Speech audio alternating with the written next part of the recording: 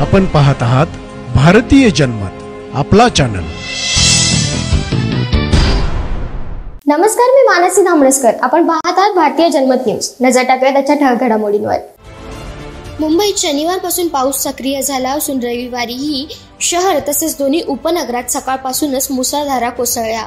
दरम्यान हवामान विभागाने मुंबईत सोमवारीही मुसळधार पावसाचा अंदाज व्यक्त केला आहे। त्याचबरोबर ठाणे, पालघर जिल्ह्यात देखील मुसळधार पावसाचा अंदाज वर्तवण्यात आला आहे। गेल्या अनेक दिवसांपासून मुंबईत पावसाचा जोर ओसरला होता। परिणामी मुंबईकर उकाड्याने हैराण झाले होते।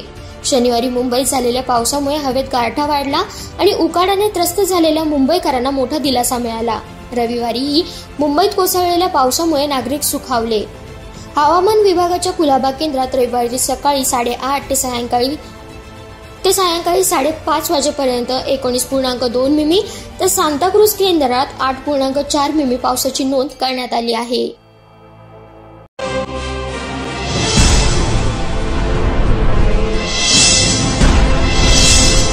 आपण पाहत आहात भारतीय जनमत, आपला चॅनल।